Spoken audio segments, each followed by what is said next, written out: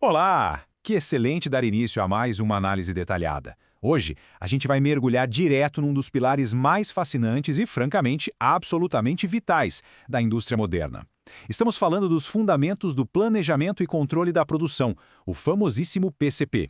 Para quem busca entender como as grandes fábricas conseguem operar com aquela precisão absurda, parecendo um verdadeiro relógio suíço e não um galpão caótico, bem, esta é a aula 01. Esse é o ponto de partida inegociável. Vamos juntos desvendar as engrenagens invisíveis que mantêm a máquina da manufatura girando em perfeita harmonia.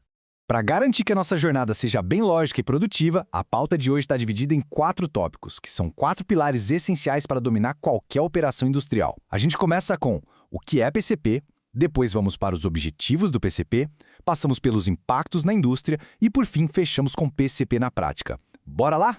Então, começando pelo começo, tópico número 1. O que é PCP? Vamos entender a fundo esse conceito. O conceito acadêmico e prático nu e cru é o planejamento e controle da produção. E olha, cada uma dessas palavras carrega um peso operacional enorme. Pensa só, planejamento é olhar lá para frente, é prever os recursos e antecipar qualquer gargalo. Aí vem o controle, que é a garantia absoluta de que o que está rolando fisicamente no chão de fábrica segue à risca o que foi desenhado no papel. E claro, a produção, que é a arte de transformar a matéria-prima bruta num produto de alto valor agregado. Juntando tudo isso, a gente tem o sistema definitivo para organizar a manufatura. É, literalmente, o antídoto supremo contra a desorganização. É como se fosse o controle de tráfego aéreo de um aeroporto gigantesco, sabe? Sem esse cérebro operando, a indústria seria uma orquestra sem maestro. O que devia ser uma sinfonia vira rapidinho um caos logístico total. O que nos puxa direto para o tópico número 2, os objetivos do PCP e a sua importância na indústria. Afinal de contas, por que as indústrias modernas precisam confiar tão cegamente nessa metodologia para pura e simplesmente continuarem respirando e de portas abertas? A resposta é bem direta. O grande objetivo aqui é criar uma ordem inabalável na manufatura. É substituir de vez os achismos por decisões de engenharia intencionais e guiadas. A ideia é garantir com muita firmeza que a fábrica inteira, desde a galera dos fornecedores e do almoxarifado até a esteira de expedição final, trabalhe numa sintonia fina por um único objetivo unificado. O PCP entra exatamente para colocar uma estrutura confiável onde antes só existia incerteza. Porque vamos ser sinceros, na manufatura complexa de hoje, um único parafuso que falta no estoque por um erro primário de cálculo, cara, isso pode paralisar uma linha de montagem milionária por horas. É por isso que não tem o menor espaço para adivinhação. O PCP traz a certeza e a estrutura para a mesa. E isso nos leva ao tópico 3, impactos na indústria. O contraste gigantesco entre uma fábrica organizada e uma fábrica desorganizada, focando na produtividade, nos custos e nos prazos. Mas antes da gente mergulhar de cabeça nas métricas e nos conceitos operacionais, vale a pena dar uma pausa rápida e pensar como exatamente o PCP influencia de forma tão direta o resultado financeiro final de uma indústria. Ter essa pergunta em mente é a chave mestra para entender o poder real de transformação que a gente tem em mãos.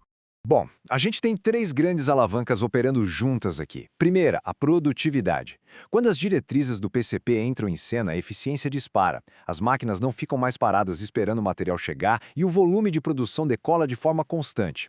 Segunda alavanca, os custos. O controle financeiro passa a ser cirúrgico. Aquele desperdício oculto, aquela matéria-prima que ia literalmente para o lixo em forma de refúgio, isso é cortado pela raiz. E a terceira alavanca, os prazos. A previsibilidade do cronograma aumenta de um jeito absurdo. É o que garante aquela entrega fundamental e no prazo exigido pelo cliente. E aqui está o ponto crucial. Produtividade, custos, prazos.